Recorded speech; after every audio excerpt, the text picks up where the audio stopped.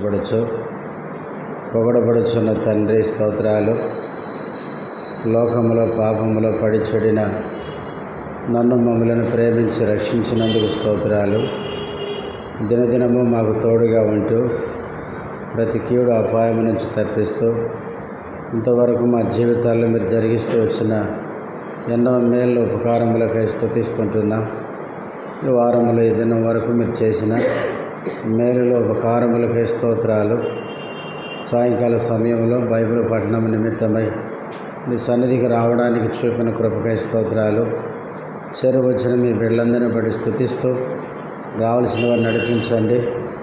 ఎవరు కూడా నిర్లక్ష్యంగా ఉండి విలువైన ఈ సమయాన్ని పోగొట్టుకోకుండా సాయం చేయమని మా ప్రభు రక్షకుడైన యేసుక్రీస్తు నామములో స్తుతించి ప్రార్థిస్తున్నాము తండ్రి, ఆమేన్.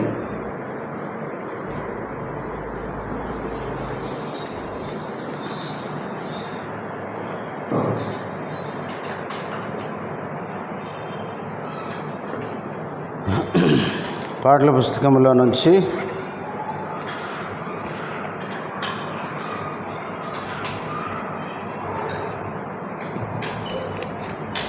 పాడెద దేవా నీ కృపలన్ అనే పాట పాడుకుందాం.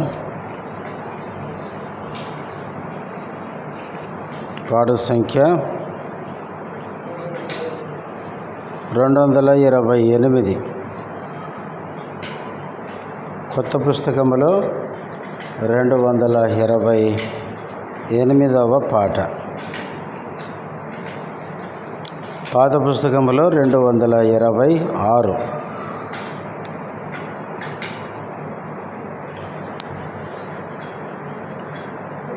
పాడెద దేవా నీ కృపలన్ నూతన గీతములన్ స్తోత్రము చెల్లింతున్ స్తుతి స్తోత్రము చెల్లింతున్. పాడెద దేవా నీ కృపలన్ నూతన గీతములన్ స్తోత్రము చెల్లింతున్ స్తుతి స్తోత్రము చెల్లింతున్. భూమి పునాదులు వేయక ముందే యేసులో చేసితివి. భూమి పునాదులు వేయక ముందే యేసులో చేసితివి. ప్రేమ పునాదులు వేసితివి. దీనుని రోచితివి. దీనుని రోచితివి. పాడెద నీ కృపలన్ నూతన గీతములన్ స్తోత్రము చెల్లింతున్ స్తుతి స్తోత్రము చెల్లింతున్. ప్రవిమల రక్తము కలువరి సిలువలు కలునకు ఇచ్చితివి. ప్రవిమల రక్తము కలువరి సిలువలు కలునకు ప్రేమ కృపా మహదయములతో పాపము తోడచితివి. నా పాపము తోడచితివి. పాడెద దేవా నూతన గీతములన్ స్తోత్రము చెల్లింతున్ స్తుతి స్తోత్రము. పాపము శాపము నరకపు వేదన మరి తొలగించితివి. పాపము శాపము నరకపు వేదన మరి తొలగించితివి. అపరాధములకు కాచిన నన్ను ధర బ్రతికించితివి. నన్ను బ్రతికించితివి. పాడెద దేవా నీ కృపలన్ నూతన గీతములన్ స్తోత్రము చెల్లింతును. స్తుతి స్తోత్రము దేవుని రాజ్యపు వారసుడనుగా క్రీస్తులో చేసితివి. దేవుని రాజ్యపు వారసుడనుగా క్రీస్తులో చేసితివి. చీకటి రాజ్యపు చేతుల నన్ను విడిపించితివి. శరణను విడిపించితివి. పాడెద దేవా నీ కృపలన్ నూతన గీతములన్ స్తోత్రము చెల్లింతును. స్తుతి స్తోత్రము ముద్రించితివి. శుద్ధాత్మతో నన్ను భద్రము చేసితివి. ముద్రించితివి. శుద్ధాత్మతో నన్ను భద్రము సత్య స్వరూప నిత్య నివాసి సోచుగా చేసితివి. నీ సోతుగా చేసితివి. పాడెద దేవా నీ కృపలన్ నూతన గీతములన్ స్తోత్రము చెల్లింతును. స్తుతి స్తోత్రము. అన్యుడనై నిన్ను ఎరుగకయున్నను ధన్యుని చేసితివి. అన్యుడనై నిన్ను ఎరుగకయున్నను ధన్యుని చేసితివి. ప్రియ పచ్చన పౌరుల సేవింపను వరముల నొసగితివి. కృప వరముల నొసగితివి. పాడెద దేవా నీ కృపలన్ నూతన స్తోత్రము చెల్లింతును. స్తుతి స్తోత్రము చెల్లింతును. పాడెద దేవా నీ కృపలన్ నూతన గీతములన్ స్తోత్రము చెల్లింతును. స్తుతి స్తోత్రము చెల్లింతును.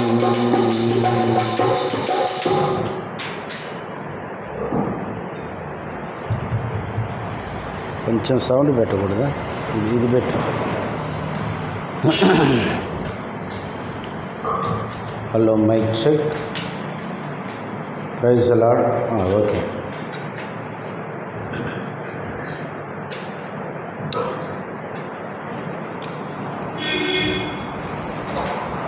మరో పాట పాడుకుందాం.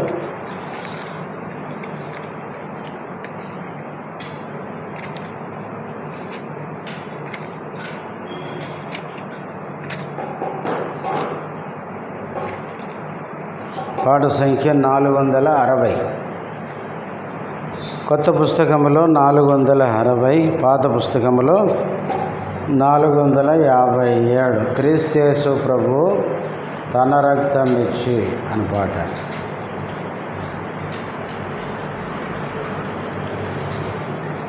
పాత పుస్తకములో 460, కొత్త పుస్తకములో 457. క్రీస్తు ప్రభువు తన రక్తమిచ్చి కొన్నటి సంఘమున ఎవరో చేరెదరో వారే ధన్యులు, పరలోకమే వారిది. ఎవరో చేరెదరో వారే ధన్యులు, పరలోకమే వారిది. ప్రభుని వాక్యమును సంతోషముతో ఎవరు స్వీకరింతురో, ప్రభుని వాక్యమును సంతోషముతో ఎవరు స్వీకరింతురో, ప్రకటించేదారు తమ ఐక్యతను బాప్తిస్మము నందున. ప్రకటించేదారు తమ ఐక్యతను బాప్తిస్మము నందున.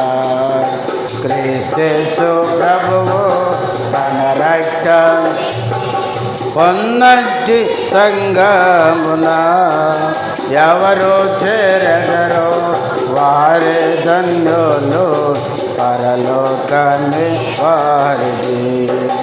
ఎవరు చేరెదరో వారే ధన్యులు, పరలోకమే వారిది. అపోస్తలుల బోధను నమ్మి స్థిరపరచబడిన వారే, అపోస్తలుల బోధను స్థిరపరచబడిన వారే, ఆత్మశక్తితో వారు ఎల్లప్పుడూ సంఘములో నిలిచెదారు. ఆత్మశక్తితో వారు ఎల్లప్పుడూ సంఘములో నిలిచెదారు. క్రీస్తు ప్రభువు తన రక్తమిచ్చి కొన్నటి సంఘమున ఎవరు చేరెదరో వారే ధన్యులు, పరలోకమే వారిది. ఎవరు చేరెదరో వారే ధన్యులు, పరలోకమే. పరిశుద్ధులతో సహవాసమును ఎవరు కలిగియుందురో, పరిశుద్ధులతో సహవాసమును ఎవరు కలిగియుందురో వారే పొందెదరు క్షేమాభివృద్ధి క్రీస్తు ప్రభువు నందు. వారే పొందెదరు క్షేమాభివృద్ధి క్రీస్తు ప్రభువు నందు. క్రీస్తు ప్రభువు తన రక్తమిచ్చి కొన్నటి సంఘమున ఎవరు చేరెదరో వారే ధన్యులు, పరలోకమే వారిది. ఎవరు చేరెదరో వారే పరలోకమే వారిది. ప్రభుదేహ రక్తమును తిని త్రాగువారు తన యందు నిలిచెదరు. ప్రభుదేహ రక్తమును తిని త్రాగువారు తన యందు నిలిచెదరు. ప్రకటించేదారు ఆయన మరణ పునరుత్థానమును వారు. ప్రకటించేదారు ఆయన మరణ పునరుత్థానమును వారు. క్రీస్తు ప్రభువు తన రక్తమిచ్చి కొన్నటి సంఘమున ఎవరు చేరెదరో వారే ధన్యులు, పరలోకమే వారిది. ఎవరు చేరెదరు వారే పరలోకమే వారిది. పట్టు వదలక సంఘముతో కూడి ఎవరు ప్రార్థించేదరు. పట్టు వదలక సంఘముతో కూడి ఎవరు ప్రార్థించేదరు. ప్రార్థన ద్వారా సాతాను క్రియలు బంధించేదారు వారే. ప్రార్థన ద్వారా సాతాను క్రియలు బంధించేదారు వారే. క్రీస్తు ప్రభువు తన రక్తం ఉన్నతి సంగమున ఎవరు చేరెదరు వారే ధన్యులు పరలోకమే వారిది. ఎవరు చేరెదరు వారే ధన్యులు పరలోకమే వారిది. క్రీస్తు ప్రభుని రాకడ కొరకు ఎవరెదురు చూచెదరు. క్రీస్తు ప్రభుని రాకడ కొరకు ఎవరెదురు చూచెదరు. నిత్యానందముతో సాక్ష్యమిచ్చెదరు సర్వలోకము నందు. నిత్యానందముతో సాక్ష్యమిచ్చెదరు సర్వలోకము నందు. క్రీస్తు తన రక్తమిచ్చి కొన్నటి సంగమున ఎవరు చేరెదరు వారే ధన్యులు పరలోకమే వారిది. ఎవరు చేరెదరు వారే ధన్యులు పరలోకమే వారిది. చివరిగా పాట సంఖ్య 527. 527వ పాట. పాత పుస్తకం అయితే 521.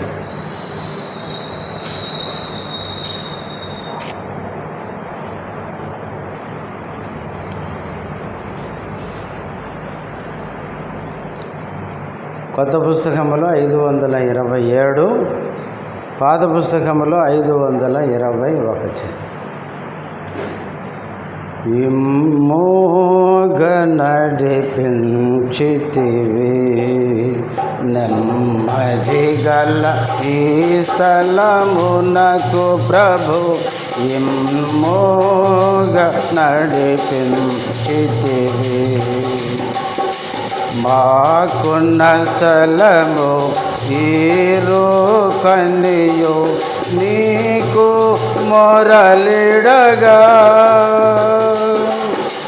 మాకున్న స్థలము ఈరుకనియు నీకు మొరలిడగా. మరి యొక్క స్థలము మాకొసగితివి. మరి యొక్క స్థలము మాకొసగితివి. నీ కృపకై స్తుతులు, నీ కృపకై స్తుతులు. విమ్మోగ నడిపించితివి నెమ్మది గల ఈ స్థలమునకు ప్రభు. విమ్మోగ నడిపించితివి బలపరచి మరి ధైర్యము నీచి అభయము నీచితివి. బలపరచి మరి ధైర్యము అభయము నీచితివి.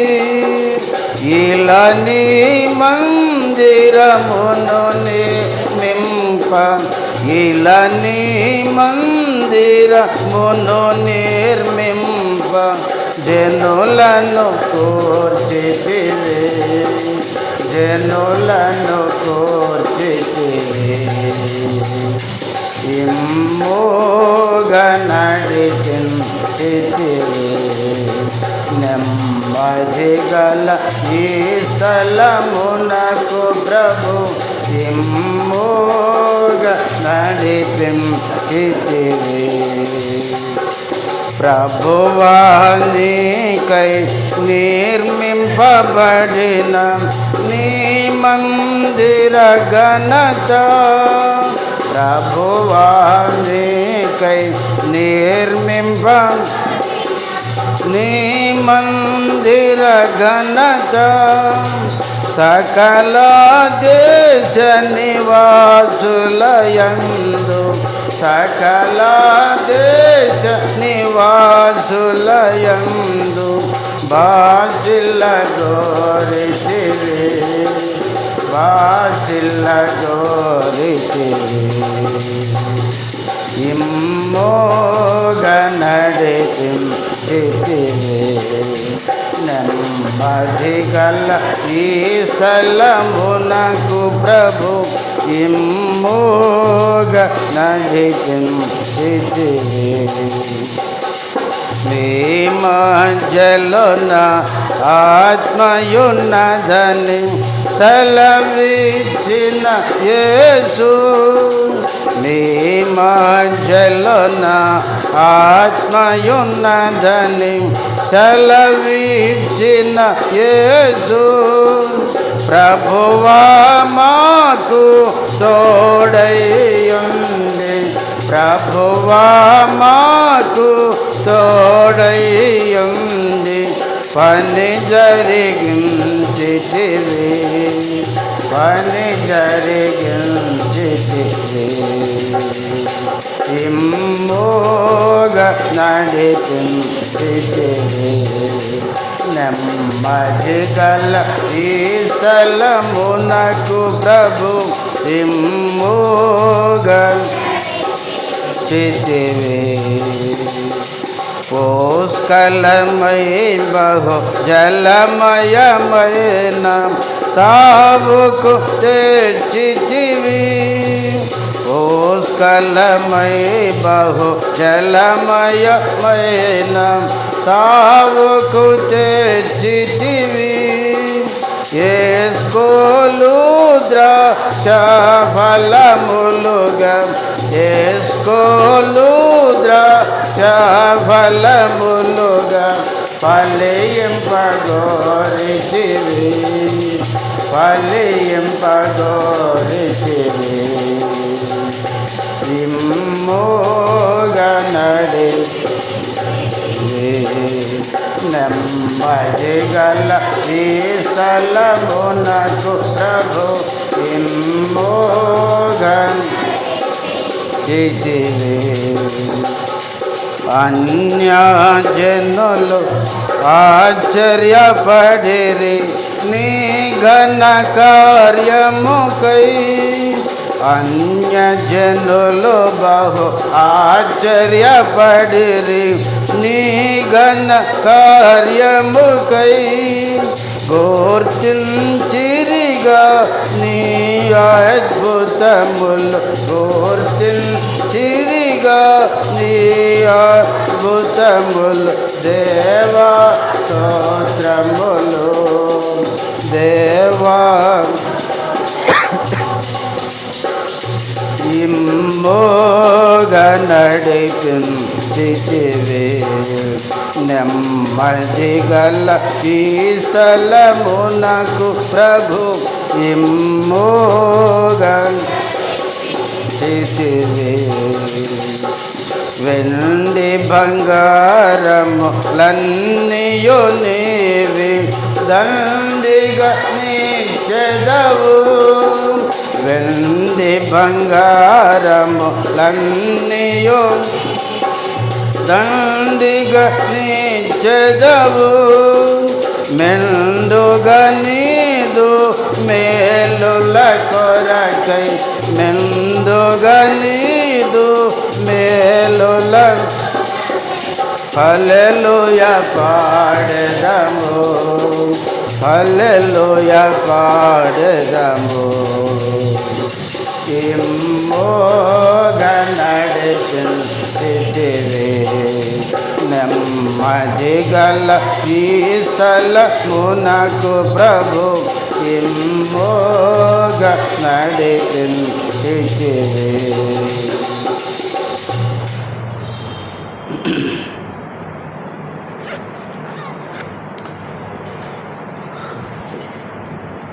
బైబిల్లో నుంచి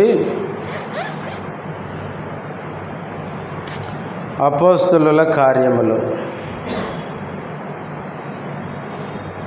10వ అధ్యాయం. అపోస్తలుల కార్యములు 10వ అధ్యాయము 44వ వచనము నుంచి 48వ వచనం వరకు, చివరి వరకు మార్చి చదువుకుందాం.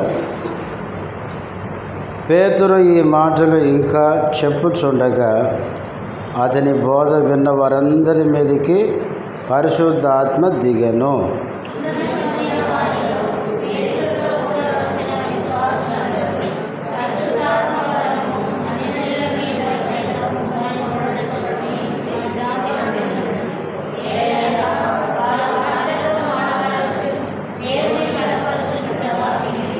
అందుకు పేతురు, మనవలే పరిశుద్ధాత్మను పొందిన వీరు బాప్తిస్మం పొందకుండా ఎవడైనను నీళ్లకు ఆటంకము చేయగలడా అని చెప్పి,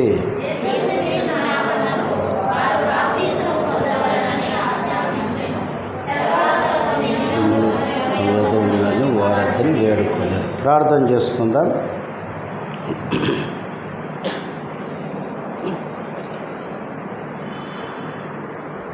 ప్రేమ కలిగిన మా తండ్రి, యేసు నామములో వందనములు. ఇంతవరకు పాటలలో మీరు చేసిన సహాయముకై స్తుతిస్తుంటున్నాం. కొద్ది సమయం చదవబడిన వాక్య భాగములో నుంచి ఈ స్వరాన్ని మాకు వినిపించండి. మీ దాసుడు బలహీనుడు బలపరచుము, మీ మహిమ కొరకు వాడుకొనుమని యేసు నామములో స్తుతించి ప్రార్థిస్తున్నాము తండ్రి, ఆమేన్.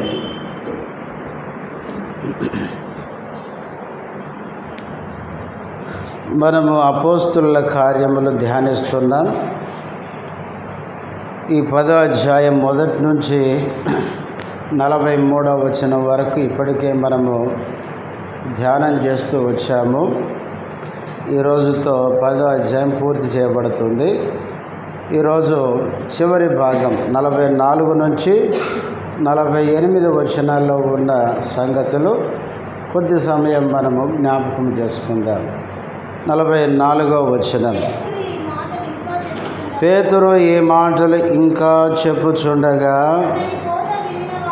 అతని బోధ విన్న వారందరి మీదికి పరిశుద్ధాత్మ దిగెను. పోయిన వారం మనం చెప్పుకున్నాం.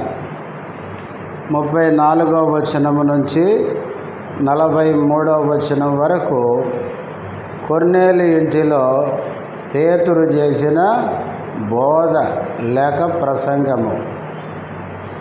పేతురు ఆ ఇంట్లో కూడి వచ్చిన వారికి బోధ ఇంకా ముగించలేదు, బోధ చేయుచుండగా అని చదువుతాం.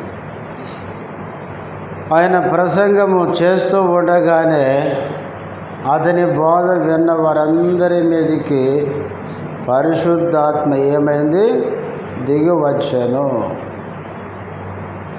మనము అపోస్తలుల కార్యాల్లో పరిశుద్ధాత్ముడు దిగి వచ్చిన సందర్భాలు కొన్ని మనం చూస్తాం. చూడండి, 2వ అధ్యాయం. ఇదే అపోస్తలుల కార్యములు 2వ అధ్యాయము 1 నుంచి. పెంతెకోస్తు పండుగ దినం వచ్చినప్పుడు అందరూ ఒక చోట కూడి ఉండిరి. అప్పుడు వేగముగా వీచు బలమైన గాలి వంటి ఒక ధ్వని ఆకాశము నుండి అకస్మాత్తుగా వారు కూర్చుండి ఉన్న ఇల్లంతయు నిండెను. మరియు అగ్ని జ్వాలల వంటి నాలుకలు విభాగింపబడినట్టుగా వారికి కనబడి వారిలో ఒక్కొక్కరి మీద వ్రాలగా చాలమ్మ. పెంతెకోస్తు పండుగ దినమున మేడగదిలో 120 మంది కూడి ఉండగా వారి మీదకి పరిశుద్ధాత్ముడు వ్రాలడం అంటే దిగొచ్చాడు. తర్వాత 8వ అధ్యాయం, ఇదే అపోస్తలుల కార్యములో 8వ అధ్యాయం 14వ వచనము నుంచి, సమరయ వారు దేవుని వాక్యము అంగీకరించిరని యెరూషలేములోని అపోస్తలులు విని పేతురును యోహానును వారి యొద్దకు పంపిరి. వీరు వచ్చి వారు పరిశుద్ధాత్మను పొందవల్లని వారి కొరకు ప్రార్థన చేసిరి. అంతకుముందు వారిలో ఎవని మీదను ఆయన దిగి ఉండలేదు. వారు ప్రభు అయిన యేసు నామమున బాప్తిస్మం మాత్రం పొంది ఉండేరి. ఇక్కడ సమరయ ప్రాంతంలో కూడా ఫిలిప్పు సువార్త ప్రకటించగా కొందరు ప్రభువుని నమ్మి బాప్తిస్మం తీసుకున్నారు, కానీ వారి మీద పరిశుద్ధాత్ముడు దిగి రాలేదు. పేతురు యోహానులు వచ్చి వారి మీద చేతులుంచి ప్రార్థించగా వారి మీదకి పరిశుద్ధాత్ముడు దిగి వచ్చాడు. అందుకే 16లో మాట చదువుతూ, అంతకుముందు వారిలో ఎవరి మీదను ఆయన దిగి ఉండలేదు అని. తర్వాత మనం చదువుకున్న 10వ అధ్యాయంలో కొర్నేలి ఇంటిలో పేతురు ప్రసంగించుచుండగా వినుచున్న వారి మీదకి పరిశుద్ధాత్ముడు దిగి వచ్చినట్లు మనం చదువుకున్నాం. ఇప్పుడు 19వ అధ్యాయం 19వ అధ్యాయము 6వ వచనం, తరువాత పౌలు వారి మీద చేతులుంచగా చాలమ్మ పరిశుద్ధాత్మ వారి మీదకి వచ్చను. పరిశుద్ధాత్మ దిగి వచ్చిన సందర్భాలు మనం చదువుకున్నాం. అపోస్తలుల కార్యములు 2వ అధ్యాయంలో పెంతెకోస్తు దినమున, అపోస్తలుల కార్యములు 8వ అధ్యాయంలో సమరయ పట్టణంలో, అపోస్తలుల కార్యములు 10వ అధ్యాయంలో కొర్నేలి ఇంటిలో, తర్వాత అపోస్తలుల కార్యములు 19వ అధ్యాయంలో యోహాను శిష్యుల మీద పౌలు చేతులుంచి ప్రార్థించగా పరిశుద్ధాత్ముడు వారి మీదకి దిగి వచ్చాడు. ఈ 4 సందర్భాలు ఎందుకు మీకు చదివించానంటే ఊరికి మీరు చదివి ఊరుకోవడానికి కాదు. ఈ 4 సందర్భాలకి ఏమైనా తేడా ఉందా అని. మేము చదివినా మాకేం తెలుసు అంటారా? ఈ 4 సందర్భాల్లో చాలా తేడా ఉంది. ఏంటా తేడా అంటే, అపోస్తలుల కార్యములు 2వ అధ్యాయంలో వారు ప్రార్థన చేస్తుండగా పరిశుద్ధాత్ముడు దిగి వచ్చాడు. 8వ అధ్యాయంలో ఇంకొంచెం వేరుగా మనం చూస్తాం. ప్రార్థనతో పాటు వీళ్ళు ఏం చేశారు? తల మీద చేతులుంచారు. చేతులుంచి ప్రార్థించగా పరిశుద్ధాత్ముడు వారి మీదకి దిగి వచ్చాడు. 19వ అధ్యాయంలో కూడా యోహాను శిష్యుల మీద పౌలు చేతులుంచి ప్రార్థించగా పరిశుద్ధాత్ముడు వారి మీదకి దిగి వచ్చాడు. కానీ కొర్నేలి ఇంటిలో మాత్రం చేతులు ఉంచలేదు, ప్రార్థన అసలే చేయలేదు. చూడండి ఎంత తేడా ఉందో, ఎంత వ్యత్యాసం ఉందో.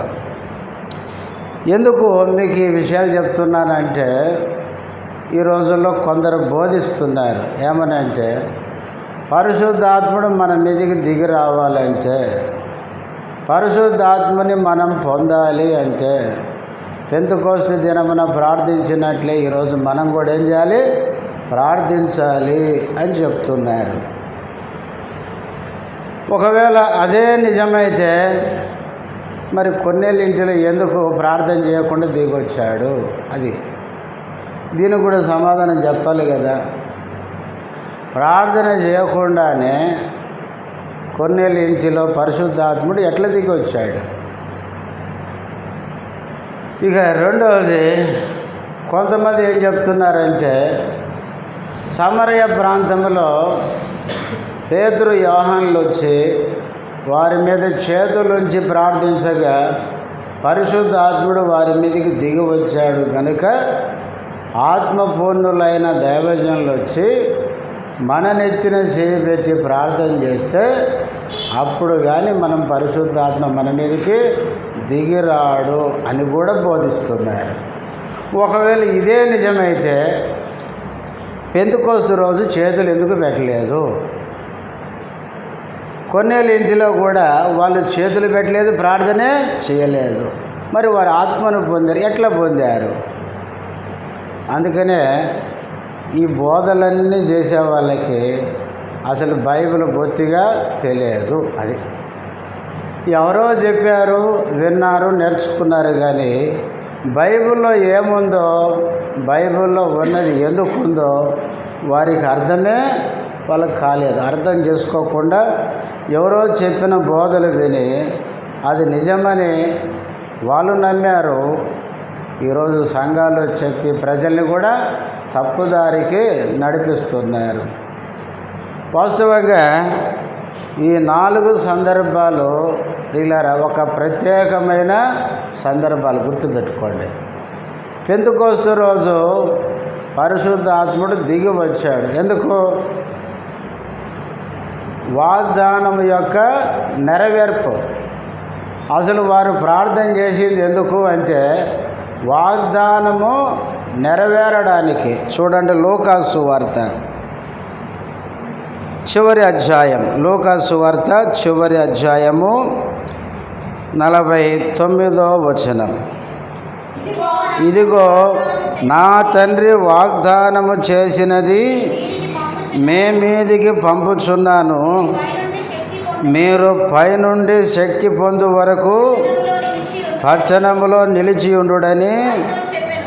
యేసుక్రీస్తు పునరుద్ధానుడైన తర్వాత శిష్యులకు ప్రత్యక్షమై చెప్తున్నాడు, ఇదిగో నా తండ్రి వాగ్దానం చేశాడు, ఆ వాగ్దానాన్ని మీ మీదకి ఏం చేస్తున్నా, పంపుతున్నాను.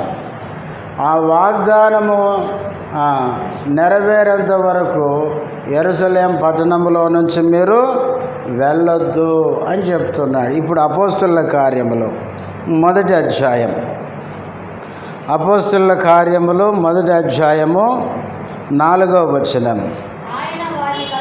ఆయన వారిని కలుసుకొని ఏలాగు ఆజ్ఞాపించెను, మీరు యెరూషలేము నుండి వెళ్ళక నా వలన వినిన తండ్రి యొక్క వాగ్దానము కొరకు. యేసు ప్రభు పునరుద్ధారుడు అయిన తర్వాత శిష్యులకు చెప్తున్నాడు, నా వలన. లూకాసు వార్త 24 చివరిలో ఆయన చెప్పాడు, నా వల్ల మీరు విన్నారు, వాగ్దానం నెరవేరుతుందని. ఆ వాగ్దానం కోసం మీరు యెరూషలేములో ఉండి ఏం చేయమన్నాడు, కనిపెట్టుకోమన్నాడు. యేసుక్రీస్తు చెప్పినట్లే వీరు యెరూషలేం ఒలీవల కొండ నుంచి యెరూషలేముకు వెళ్ళారు. వెళ్ళిన తర్వాత మేడ గదిలో ప్రవేశించి ఈ 120 మంది దేనికోసం కనిపెట్టుకున్నారు? పరిశుద్ధాత్మ కోసం కాదు. మళ్ళీ ఈ ఆలోచనకు రాకండి. ఇప్పుడు చదివిన వచనాలేంటి? వాగ్దానం కోసం. ఎక్కడుంది ఆ వాగ్దానము? యోవేలు గ్రంథములో ఉంది. అందుకే పరిశుద్ధాత్ముడు దిగొచ్చిన తర్వాత పేతురు ప్రసంగించేటప్పుడు మొదట ఏమన్నాడు?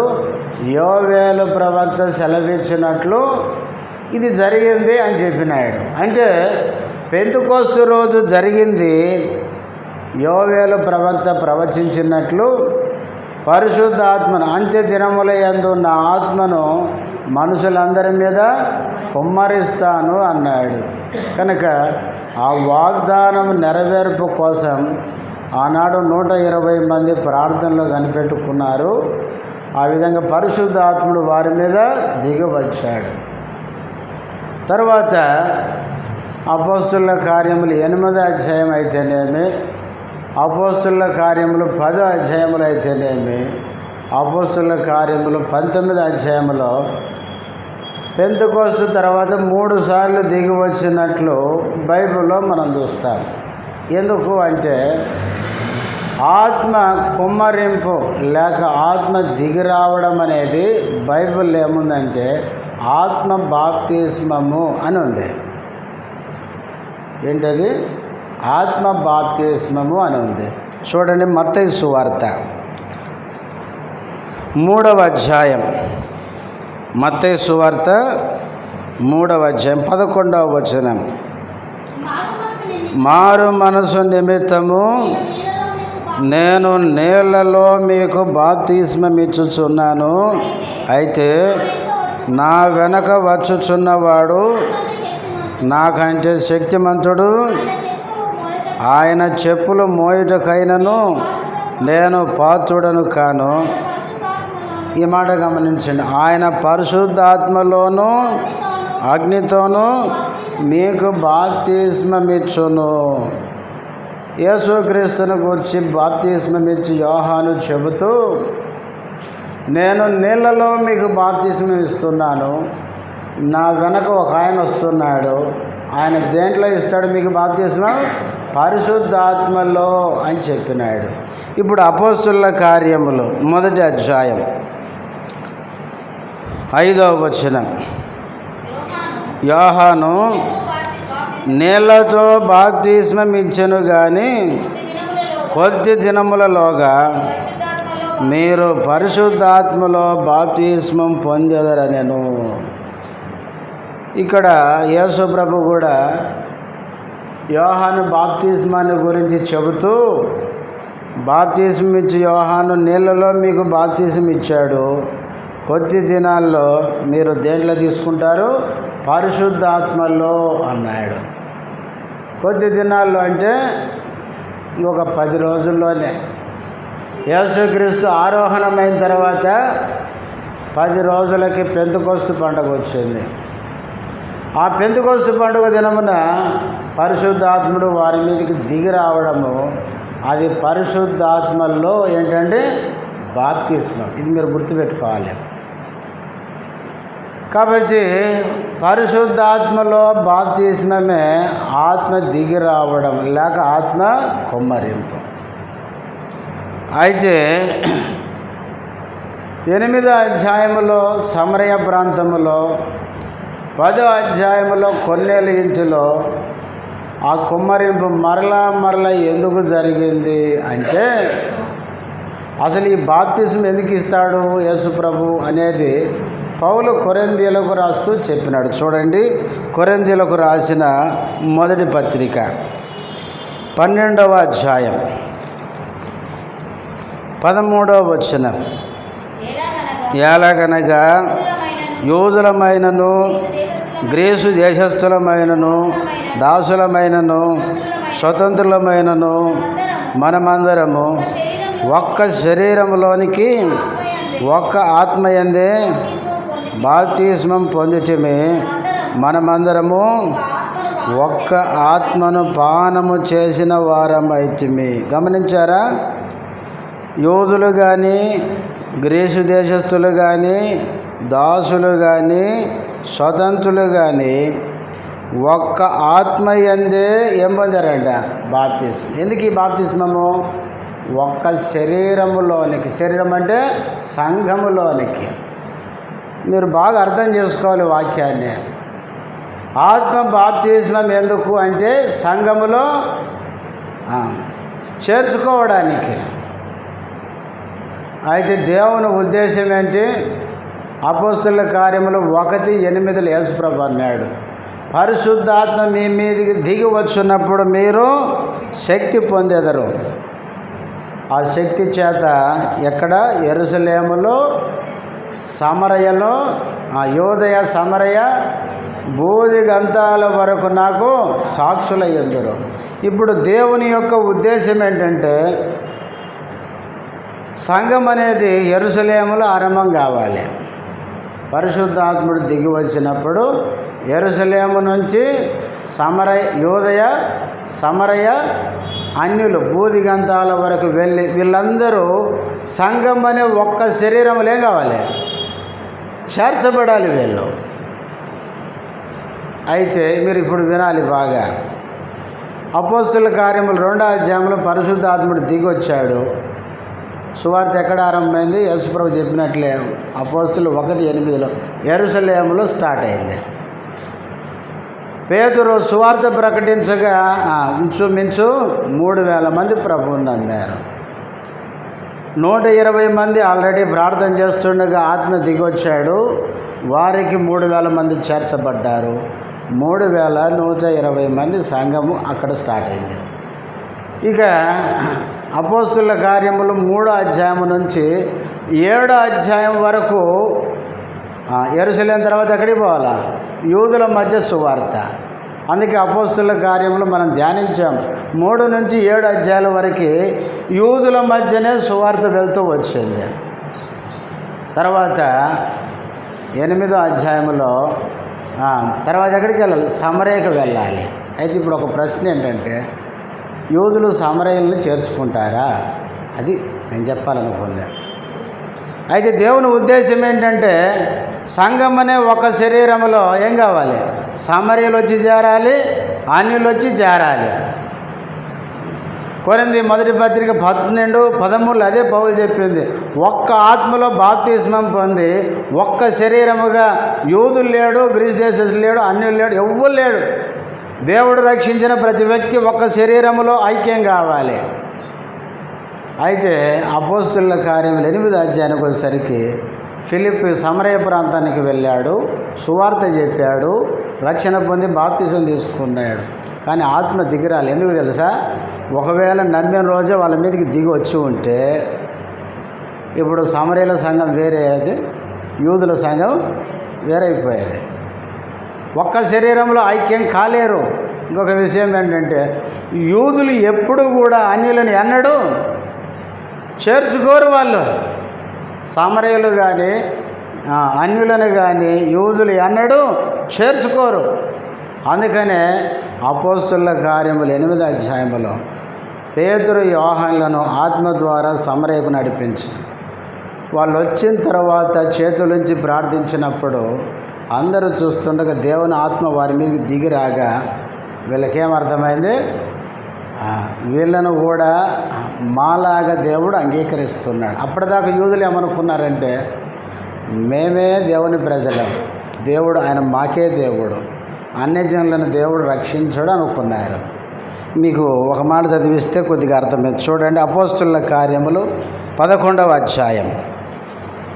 అపోస్తుల కార్యములు 11వ అధ్యాయం 15 నుంచి చదవండి. పేతురు చెప్తున్నాడు, నేను మాటలాడనారంభించినప్పుడు పరిశుద్ధాత్మ మొదట, ఈ మాటలు మీరు గమనించాలి, మొదట మన మీదికి దిగిన ప్రకారము వారి మీదకి, మన మీది కంటే యూదుల మీదకి, వారి మీది కంటే అన్యుల మీదకి దిగను. అప్పుడు యోహాను నీళ్లతో బాప్తిసం ఇచ్చెను, కానీ మీరు పరిశుద్ధాత్మలో బాప్తిస్మం పొందుదురని ప్రభు చెప్పిన మాట. ఎందుకు ఇది జ్ఞాపకం చేసుకోవాలి? ఎందుకంటే పరిశుద్ధాత్మ బాప్తిస్మం అనేది యూదులను అన్యులను ఏం చేస్తుంది? ఐక్యం చేస్తుంది. అది పేతురు గుర్తు చేసుకున్నాడు. అప్పటిదాకా పేతురు కూడా యూదుడు కనుక అన్యులతో ఏం కాడు, కలవలేడు. అయితే పరిశుద్ధాత్ముడు వారి మీదకి దిగివచ్చుట ద్వారా ఏం గ్రహించాడంటే, యేసు ప్రభు చెప్పిన మాట జ్ఞాపకం చేసుకున్నాడు. యోహాను మీకు నీళ్లలో బాప్తిస్మం ఇచ్చాడు, అయితే ప్రభు మీకు దేంట్లో ఇస్తాడు?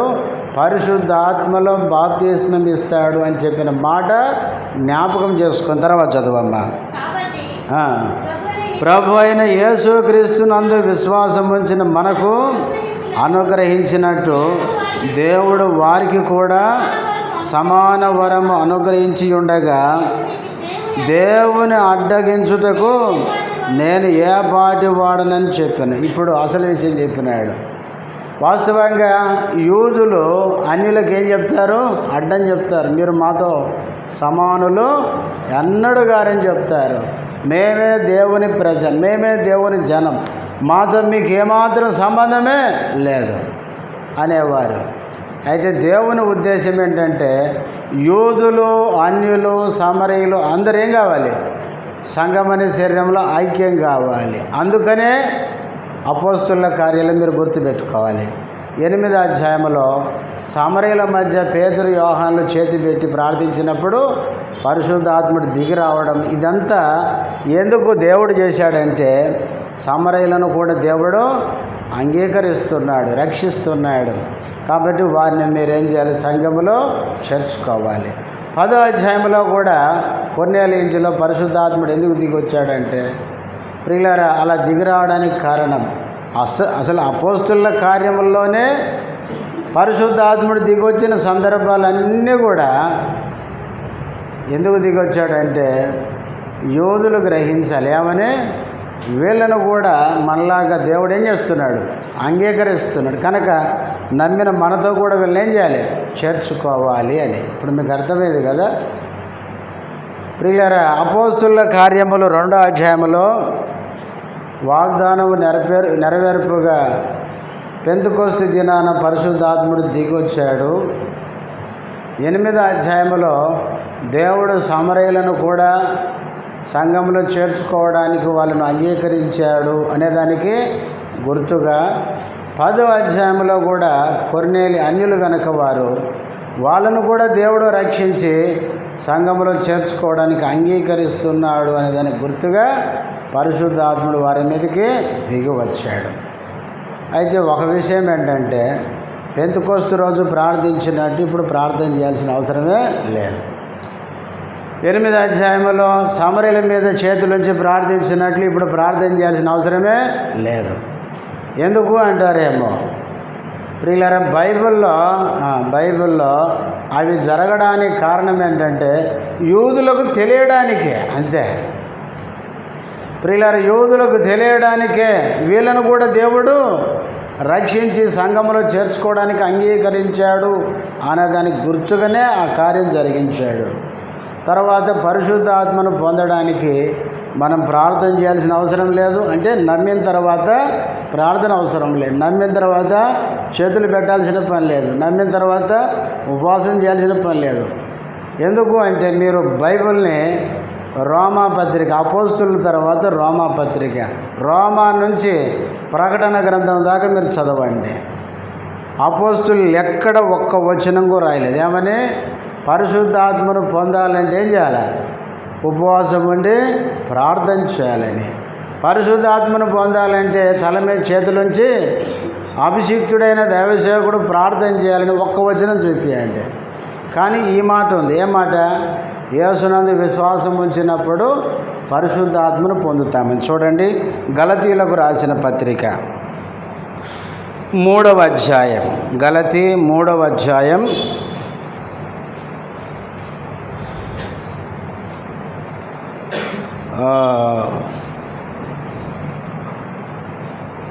5వ వచనం.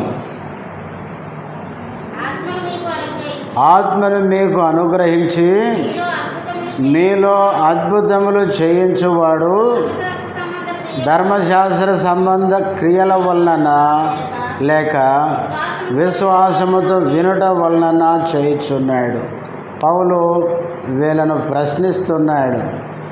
ఆత్మను మీకు అనుగ్రహించింది విశ్వాసముతో వినుట వలన, ధర్మశాస్త్ర సంబంధమైన క్రియల వలన అంటున్నాడు. దీనికి సమాధానం కింద చెప్పాడు 13వ వచనం. ఆత్మను గూర్చిన వాగ్దానము చాలమ్మ ఎట్లా లభిస్తాడంట? విశ్వాసం వలన. ప్రియులారా, అపోస్తుల కార్యములు 9వ అధ్యాయంలో అననీయ వచ్చి సౌలు తల మీద చేతులుంచి ఏం చేశాడు? ప్రార్థన చేశాడు.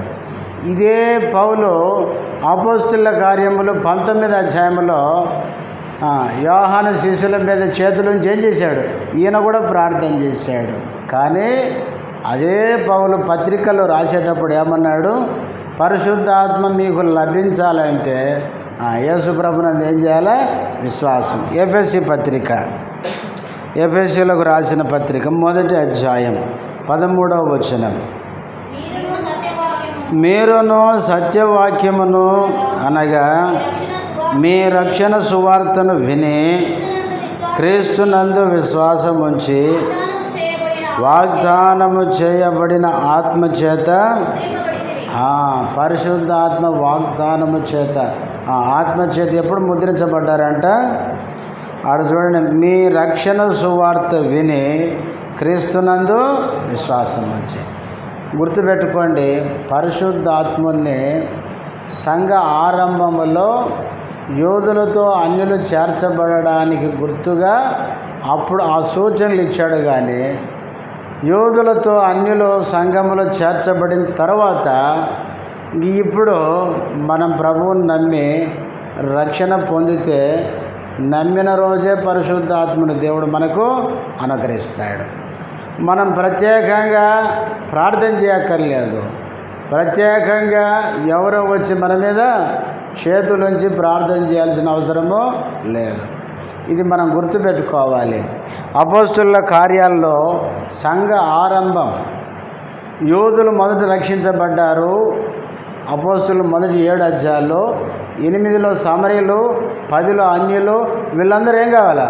సంఘంలో చేర్చబడాలి. కాబట్టి యోధులు చేర్చుకోరు. కాబట్టి అందుకే పరిశుద్ధాత్ముడు వీళ్ళు కూడా మీలాగా పొందారు, వాళ్ళని చేర్చుకోవడానికి ఆటంకం లేదు అని దేవుడు వారిని చేర్చుకోవడానికి దేవుడు ఆ గుర్తులు ఇచ్చాడు.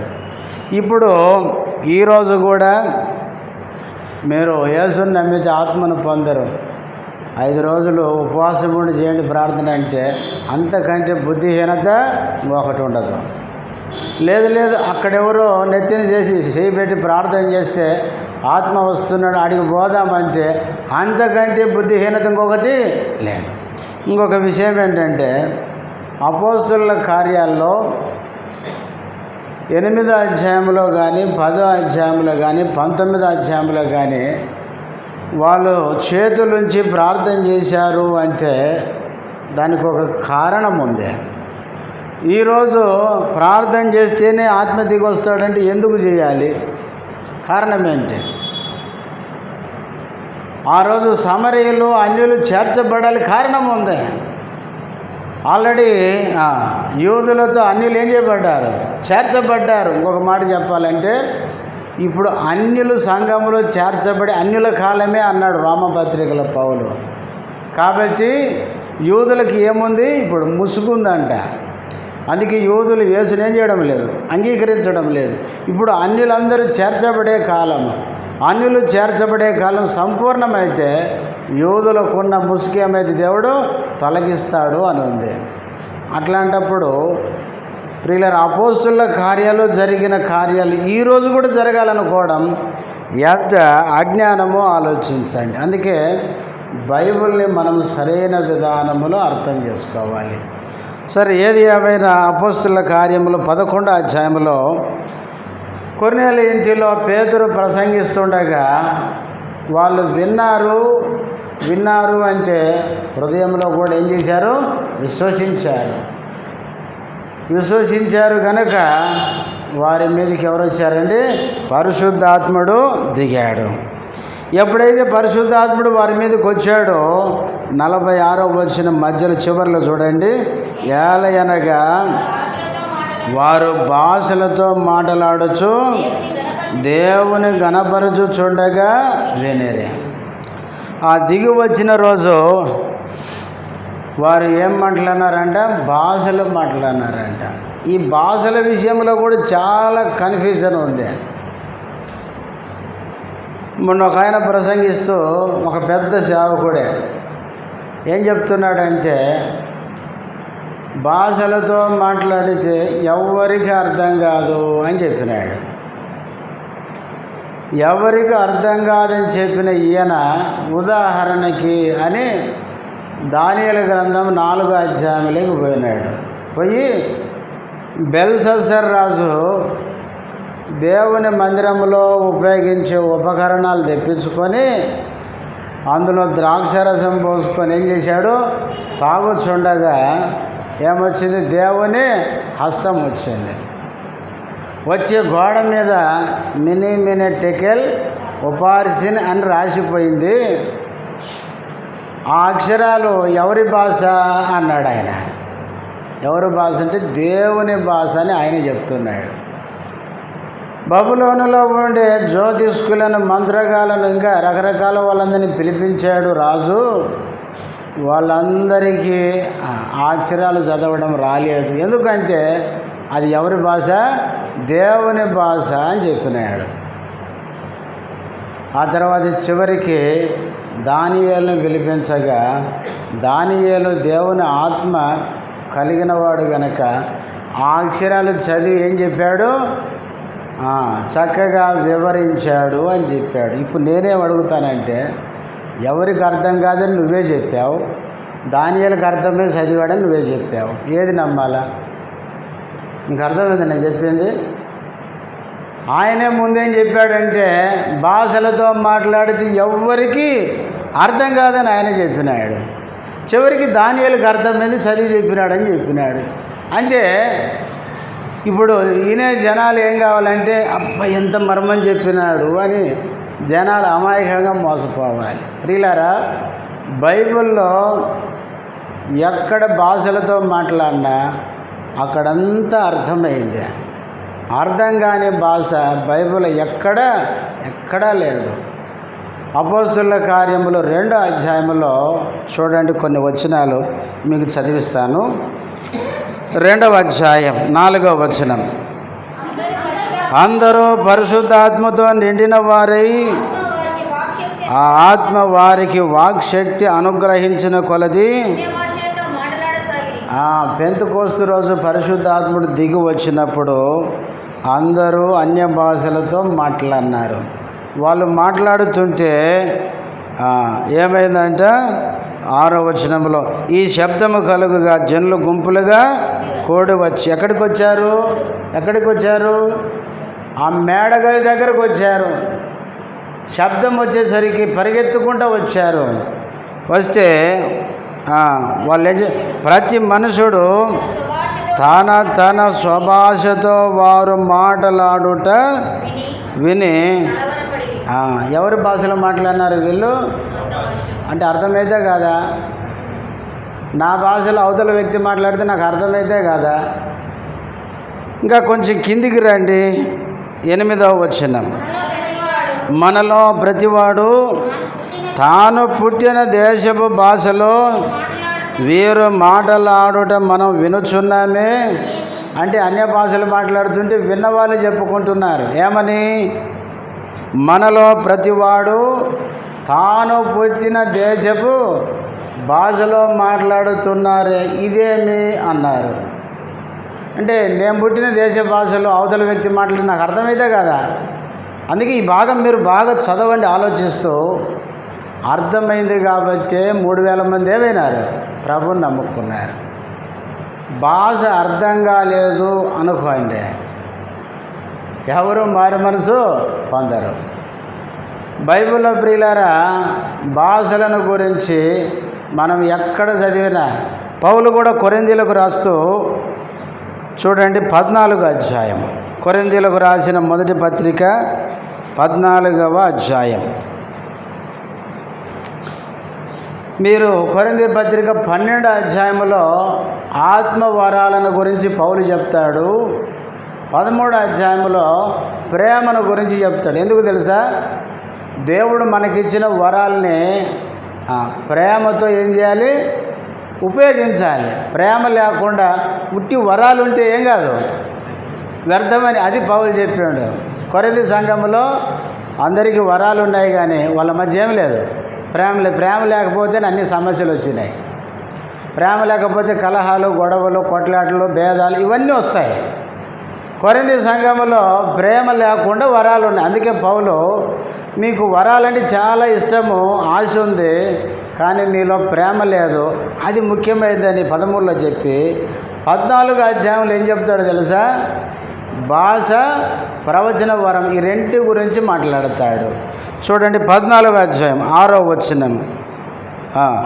సహోదరులారా, ఏం చెప్తున్నాడండి? కొరింథీ విశ్వాసులకి ఆలోచన చేయండి, ఆలోచించుడి. భాషలతో మాట్లాడుచు నేను మీ యొద్దకు వచ్చి జ్ఞానోపదేశము చేయవలనైనను ప్రవచింపవలెనని అయినను బోధింపవలెనని అయినను మీతో మాట్లాడలేకపోతే నా వలన మీకు ప్రయోజనమేమి? అంటే 6వ వచనములో సహోదరులారా ఆలోచించండి, నేను భాషలతో మాట్లాడుతూ మీ దగ్గరకు వచ్చాను. నేను మాట్లాడే భాష మీకు అర్థం కాక మీతో మాట్లాడలేకపోతే నా వలన మీకు ప్రయోజనం ఏంటి అంటున్నాడు. ఇప్పుడు 8వ వచనం 7వ వచనం. పిల్లనగు రవి వీణ కానీ నిర్జీవ వస్తువులు నాదమిచ్చున్నప్పుడు స్వరములలో భేదము కలుగజేయని ఎడల ఊదినదేదో మేటినదేదో, అంటే నిర్జీవ వస్తువులు వాయించేటప్పుడు కూడా పిచ్చి పిచ్చిగా వాయించారు. ఇప్పుడు డోలక్ ఉంది, రానోడు వచ్చి ఎటంటే కొడతానంటే ఆపరా అంటాం. ఎందుకు? దానికి ఒక పద్ధతి ఉంది, దానికి ఒక తాళం ఉంది. తాళం ప్రకారం వాయిస్తే అర్థం ఉంటుంది. అందుకనే పిల్లను గ్రోవి కానీ వీణ కానీ జీవము లేని నిర్జీవ వస్తువులే ఊదేటప్పుడు మీటేటప్పుడు అర్థవంతంగా చేయకపోతే వాటి వల్ల అది ఏం వాయించారో నాకెట్లా తెలియను అన్నాడు. 8వ వచనం. బోర స్పష్టము కానీ ధ్వని ఇచ్చున్నప్పుడు, అంటే బోర కూడా నిర్జీవ వస్తువే, కానీ ఊదేటప్పుడు కూడా ఒక పద్ధతి ఉంది సంఖ్యాకాండములో. అది ప్రజలు తరలి వెళ్ళేటప్పుడు ఒకలాగా ఊదాలి, ఆగాలన్నప్పుడు ఒకలాగా ఊదాలి, శత్రువు వచ్చేటప్పుడు ఒకలాగా ఊదాలని చెప్పినాడు. అంటే ఆ ఊదే క్రమాన్ని బట్టి ప్రజలకు ఏమవుతుంది? అది అర్థమవుతుంది. అందుకనే పౌలు ఇక్కడ ఆ మాట చెప్పినాడు, బోర ఊదేటప్పుడు స్పష్టంగా అర్థమయ్యేటట్లు ఊదకపోతే ఎవరు యుద్ధానికి సిద్ధపడతారు అన్నాడు అని. 7, 8 వచనాల్లో నిర్జీవ వస్తువులే వాయించిన ఊదినా వాటికి ఏముంటుంది? ఒక క్రమంగా వాయించకపోతే అర్థం కాదే అని చెప్పి ఇప్పుడు 9వ వచనం. అలాగే అంటే నిర్జీవ వస్తువులు సరిగా వాయించకపోతే ఎట్లా అర్థం కాదు, అలాగే మీరు స్పష్టమైన మాటలు నాలుకతో పలికితేనే కానీ పలికినది ఎలాగో తెలియను, మీరు గాలితో మాటలాడుచున్నట్టుందరు. చూడండి ఎంత క్లియర్గా చెప్పినాడు. అలాగే అంటే జీవము లేని నిర్జీవ వస్తువులే అర్థవంతంగా వాయించకపోతే అది ఏం వాయించారో మనకు అర్థం కాదు. అలాంటప్పుడు జీవము కలిగిన మీరు నాలుగుతో స్పష్టంగా అర్థవంతంగా మాట్లాడకపోతే మీరు ఏం మాట్లాడింది ఏం పలికింది ఎలాగో తెలియను అని. ఒకవేళ ఏదంటే అది మాట్లాడితే మీరు ఎవరితో మాట్లాడుతున్నారు? గాలితో మాట్లాడినట్లుండును అని 10వ వచనం. లోకమందు ఎన్నో విధములకు భాషలు ఉన్నను, వాటిలో ఒకటైనను స్పష్టము కానిదే ఉండదు. లోకం అంటే ఎక్కడండి? లోకం అంటే మనకు అర్థం కాదా? అంటే ఈ అర్థం కాని భాషలు మాట్లాడటం వాళ్ళు వేరే ప్రపంచంలో ఉన్నారా? అదే అర్థం కాకుండా మాట్లాడుతున్నారు. మీరు భూమి మీద ఉన్నారా? లోకంలో ఉన్నారా? ఎక్కడన్నా ఉన్నారా? ప్రియులారా, పౌలు ఎంత క్లియర్గా చెప్పినాడు. లోకమందు ఎన్నో భాషలు ఉన్నా స్పష్టంగా అంది ఒకటి ఉంటుంది అనలేదు. అని అంటే ఓహో ఈ భాష ఉంది అనుకుందాము, కానీ ఒకటి కూడా ఉండదు అన్నాడు పౌలు. ప్రియులారా, బైబిల్ అంతా మనము ఎన్నిసార్లు తిరగే చదివినా బైబిల్లో అర్థం కాని భాష ఒకటి కూడా లేదు. ఏ దేశంలో భాష ఆ దేశస్తులకు అర్థం అవుతుంది. అంతేకాదు చూడండి, ఇదే 14వ అధ్యాయం 22వ వచనం. కాబట్టి భాషలు విశ్వాసులకు కాదు, భాషలు అనేది సూచకం. ఎవరికి? ఇందాక ఫస్ట్ నేను చెప్పాను చూడండి. ఇప్పుడు అపోస్తలుల కార్యములు 2వ అధ్యాయంలో భాషలు మాట్లాడినారు. తర్వాత 10వ అధ్యాయంలో కొర్నేలి ఇంటిలో కూడా భాషలు మాట్లాడినారు. ఎందుకు అంటే యూదులు భాషలు మాట్లాడినట్లే అన్యులు కూడా మాట్లాడినారు. కాబట్టి యూదుల మైండ్లో ఒక అవిశ్వాసం ఉంది. ఏమని? అన్యులను దేవుడు రక్షించడు, మనం వాళ్ళని ఎన్నడూ చేర్చుకోవద్దు అనే ఆ ఆలోచన తొలగించేదానికి సూచన. అంటే యూదుల మనసులో ఉన్న అవిశ్వాసపు ఆలోచన తొలగించడానికే అన్యులకు సూచనగా వీళ్ళను కూడా దేవుడు చేర్చుకున్నాడు, దేవుడు వీళ్ళను కూడా రక్షిస్తున్నాడు అనే దానికి గుర్తుగానే ఇచ్చాడు. అది పౌలు చెప్తున్నాడు. అందుకనే మనం ఎప్పుడూ కూడా ప్రియులారా బైబిల్ని సరైన విధంగా కాకుండా ఎవరో చెప్పారని అజ్ఞానంగా నమ్మి మోసపోయిన మనలను ఎవరూ సరి చేయడం కష్టం. అందుకనే అపోస్తలుల కార్యములో 10వ అధ్యాయములో పేతురు ప్రసంగిస్తుండగా పరిశుద్ధాత్ముడు దిగి వచ్చాడు. దిగిరాగానే వారు భాషలతో మాట్లాడినారు. బైబిల్లో ఉన్న భాషలన్నీ అర్థమవుతాయి. అర్థం కానిది లేదు, గుర్తుపెట్టుకోండి. వీళ్ళకి భాషలు ఎందుకు ఇచ్చాడు అన్యులకంటే యూదుల మనసులో ఒక అవిశ్వాసపు ఆలోచన ఉంది. ఏంటంటే అన్యులను దేవుడు రక్షించడు, వారు దేవుని ప్రజలు కాదు అని. ఆ అవిశ్వాసపు ఆలోచన తొలగించి దేవుడు వీళ్ళను కూడా అంగీకరిస్తున్నాడు, వీళ్ళను కూడా రక్షిస్తున్నాడు, వీళ్ళను కూడా సంఘంలో చేర్చుకోవడానికి వీళ్ళకు ఒక సూచనగా దేవుడు ఇది ఇచ్చాడు. ఆ విధంగా వాళ్ళు భాషలు మాట్లాడినప్పుడు 45వ వచనం, సున్నతి పొందిన వారిలో పేతురుతో కూడా వచ్చిన విశ్వాసులందరూ పరిశుద్ధాత్మ వరము అన్యజనుల మీద సైతము కుమ్మరింపబడు చూచి, పేతురుతో వచ్చారు కదా కొంతమంది యొప్పే నుంచి, వాళ్ళు యూదులకు జరిగినట్లే వీళ్ళకు జరిగేసరికి వీళ్ళు విభ్రాంతి చెందారు. ఏంటి, వీళ్ళని కూడా దేవుడు అంగీకరిస్తున్నాడా అని విభ్రాంతి పడిన తర్వాత ఇందాక 11వ అధ్యాయంలో చదివాము, దేవుడు వీళ్ళను కూడా చేర్చుకోవడానికి ఆ కార్యం జరిగించాడని పేతురు గ్రహించి వీళ్ళకు కూడా ఏం చేశాడు, ఆ అన్యులను కూడా సంఘముతో చేర్చుకున్నాడు.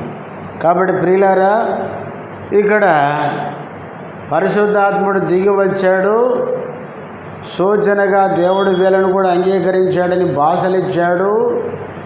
అది చూసిన యూదులు ఏం చేశారు, విభ్రాంతి, ఆశ్చర్యపడ్డారు. అప్పుడు పేతురు అన్నాడు 47వ వచనం, అందుకు పేతురు, మనవలే పరిశుద్ధాత్మను పొందిన వీరు బాప్తిస్మం పొందకుండా ఎవడైనను నీళ్లకు ఆటంకము చేయగలడా అని చెప్పి యేసుక్రీస్తు నామమందు వారు బాప్తిస్మం పొందవలనని చాలమ్మా. ఎప్పుడైతే పేతురు వీరి మీద పరిశుద్ధాత్ముడు దిగి రావడం, భాషలతో మాట్లాడడం ఇవి చూసినాడో, వీళ్ళు ప్రభు వీళ్ళని రక్షించాడు, ప్రభు వీళ్ళను కూడా అంగీకరించాడు అని గుర్తించి పేతురు అన్నాడు, మన వలనే. ఎందుకు మన వలన అన్నాడంటే అప్పటిదాకా అన్యుల్ని దేవుడు రక్షించడనే మైండ్ ఇలా ఉంది. అన్యుల్ని రక్షించాడని దానికి గుర్తుగా భాషలు ఇచ్చాడు, ఆత్మ దిగిరావడం ఆ సూచనలనే చూపించాడు. ఎప్పుడైతే అది జరిగిందో పేతురు అంటాడు, మన వలనే పరిశుద్ధాత్మను పొందిన వీరు బాప్తిస్మం పొందవలనని ఏం చేశాడు, ఆజ్ఞాపించాడు. ఈరోజు ప్రియులరం మనం కూడా యేసుక్రీస్తుని నమ్మిన రోజే పరిశుద్ధాత్మ వరాన్ని మనం పొందుతాం. పొందిన తర్వాత మనం ఏం చేయాలండి, బాప్తిస్మం తీసుకోవాలి. కానీ చాలామంది ఏం చేస్తారు చెప్పండి, యేసుక్రీస్తుని నమ్మినావంటే నమ్మినానని చెప్తారు, బాప్తిస్మం తీసుకున్నావంటే ఇప్పుడే తీసుకోనండి అంటారు. మరి ఎప్పుడు తీసుకుంటావు? కొంతమంది అంటారు మా పిల్లలు పెళ్ళి కానివ్వండి అంటారు. పిల్లలు పెళ్ళి అయిపోయేంత వరకు మనం ఉంటామని గ్యారెంటీ ఏంటి? ఈలోపు చచ్చిపోతే? బైబిల్లో ప్రియులారా, బాప్తిస్మం అనేది దేవుడు మనకిచ్చిన ఆజ్ఞ. మార్కు సువార్త 16:15లో శిష్యులతో చెప్పినాడు, మీరు సర్వలోకానికి వెళ్ళి సర్వ సృష్టికి సువార్త ప్రకటించండి. నమ్మి బాప్తిస్మం పొందినవాడు, నమ్మిన ప్రతి వ్యక్తి బాప్తిస్మం తీసుకోవాలి. ప్రియులారా, బాప్తిస్మం తీసుకోవాలని అది దేవుడు శిష్యులకు ఆజ్ఞాపించున్నాడు. ఆ ఆజ్ఞ పేతురు, మీరు ఇప్పుడు రక్షణ పొందారు, ఆత్మను పొందారు, ఇప్పుడు మీరేం తీసుకోవాలి? బాప్తిస్మం తీసుకోవాలని ఆజ్ఞ అంటే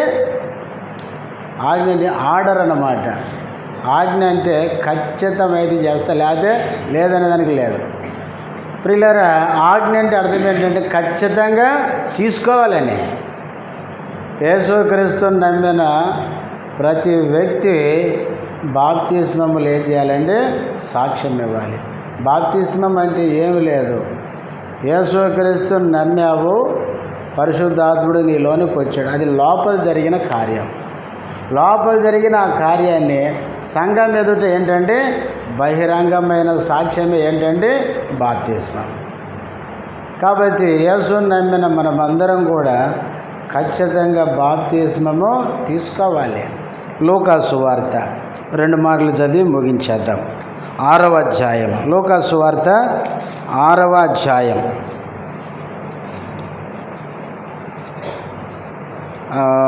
7వ అధ్యాయం, లూకా సువార్త 7వ అధ్యాయం 30వ వచనం. పరిసయ్యులను ధర్మశాస్త్రోపదేశకులను అతని చేత బాప్తిస్మం పొందక తమ విషయమైన దేవుని సంకల్పమును, పరిసయ్యులు ధర్మశాస్త్రోపదేశకులు యోహాను చేత ఏం తీసుకోలేదు? బాప్తిస్మం తీసుకోకుండా తమ విషయమైన దేవుని సంకల్పాన్ని ఏం చేశారు? నిరాకరించారు. బాప్తిస్మం తీసుకోవడం అనేది దేవుని సంకల్పం, ఉద్దేశం. అందుకనే ప్రభువుని నమ్మిన తర్వాత మనం బాప్తిస్మం తీసుకోవాలి. తీసుకోకపోతే దేవుని ఉద్దేశాన్ని, దేవుని సంకల్పాన్ని మనం నిరాకరించిన వాళ్ళం అవుతాం. ఎప్పుడైతే పేతురు ఈ మాట ఆజ్ఞాపించాడో వాళ్ళు ఏం తీసుకున్నారండి? ఖచ్చితంగా బాప్తిస్మం తీసుకుని ఉంటారు. తీసుకున్న తర్వాత 48వ వచనం చివరి భాగం, తర్వాత కొన్ని దినములు తమ యొద్ద ఉండుమని వారు అతని వేడుకొనిరే. ఇప్పుడు చూడండి, ఎందుకు వేడుకున్నారంటారు వీళ్ళు? ఆ రోజే నమ్మారు, ఆ రోజే ఆత్మను పొందారు, ఆ రోజే లేక మరుసటి రోజు మరి బాప్తిస్మము తీసుకున్నారు. కొత్తగా ప్రభువుని నమ్మిన వారు ఇప్పుడు వీళ్ళు వదిలిపెట్టిపోతే వీళ్ళు ఏమవుతారు?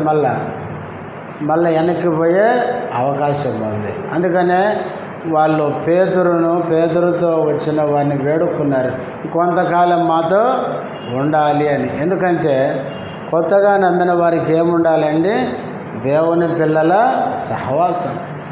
అందుకే ప్రియులారా, అనుదినము రక్షణ పొందుతున్న వారిని ఎక్కడ చేర్చాడంట? సంఘముతో చేర్చాడంట. అందుకే రక్షించబడిన తర్వాత నీవు నేను మనమందరము సహవాసములో ఉండాలి, సంఘములో ఉండాలి. చాలామంది ఏం చేస్తారంటే రక్షించబడతారు కానీ సహవాసములో ఉండరు. సహవాసానికి వచ్చినా ఎప్పుడో ఒకసారి వస్తారు, అది కాదు.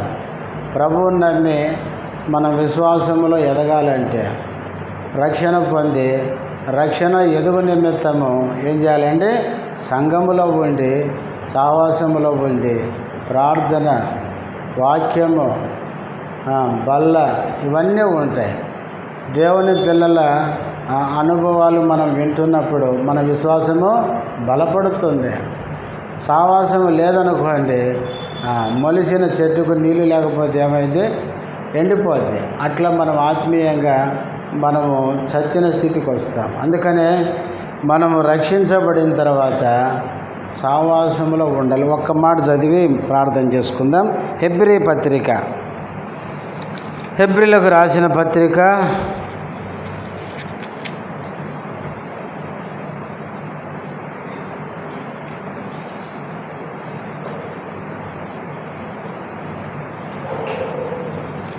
8వ వచనం, అది ఒక వచనం ఉంటుంది. వాళ్ళు ఎందుకు నష్టపోయారంటే రక్షించబడిన వారితో కలిసి 4వ అధ్యాయం 4వ అధ్యాయం మొదటి 2 వచనాలు. ఆయన యొక్క విశ్రాంతిలో ప్రవేశించుదమను వాగ్దానము ఇంకా నిలిచి ఉండగా మీలో ఎవడైనను ఒకవేళ ఆ వాగ్దానం పొందకుండా తప్పిపోవునేమో అని ఇశ్రాయేలు ప్రజలు కనాను చేరకుండా అరణ్యంలో రాలిపోయిన సంగతి చెప్పి, అయితే విశ్రాంతి మనకు కూడా నిలిచింది, ఆ విశ్రాంతిలో ప్రవేశించకుండా తప్పిపోవునేమో అని మనం కూడా ఏం కలిగి ఉండాలి? భయం కలిగి ఉందామని 2వ వచనం. వారికి ప్రకటింపబడినట్లు మనకును సువార్త ప్రకటింపబడిను కానీ, ఈ మాట చూడండి, వారు వినిన వారితో ఏం కలిగలేరు? విశ్వాసము గలవ కలిసి ఉండలేదు. చాలేమ్మ, మనము సువార్త విని రక్షించబడిన తర్వాత విశ్వాసులతో మనం ఏం కావాలి? కలిసి ఉండాలి. అదే సావాసం.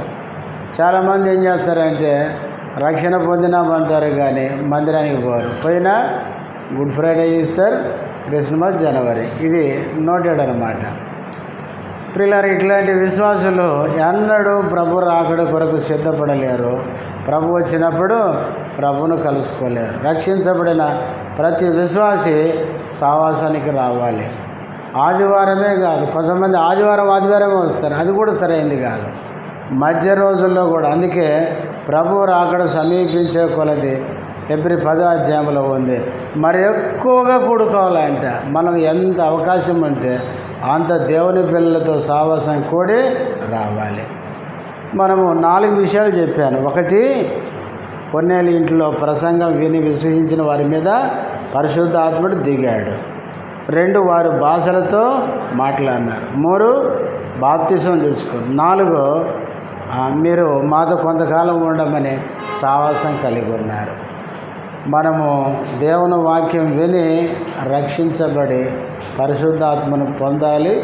పొందిన మనము భాషలేం అవసరం లేదు, ఏమండి. తర్వాత బాప్తిస్మం తీసుకోవాలి. తర్వాత సావాసంలో మనము నిలిచి ఉండాలి. ప్రార్థన చేసుకుందాం. మోకరించండి, ప్రార్థన చేసుకుందాం.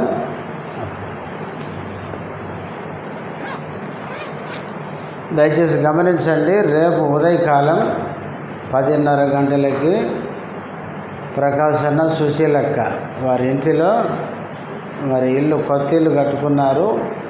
హౌస్ డెడికేషన్ ఉంది. సమయానికి రండి, త్వరగా ముగిస్తాం. త్వరగా రావడానికి ప్రయత్నం చేయండి. ఎందుకంటే మీటింగ్ అయిపోయిన తర్వాత రావడం సరైనది కాదు. త్వరగా రండి, మనం తొందరగా ఆరంభించుకుందాం. ప్రార్థన చేసుకుందాం.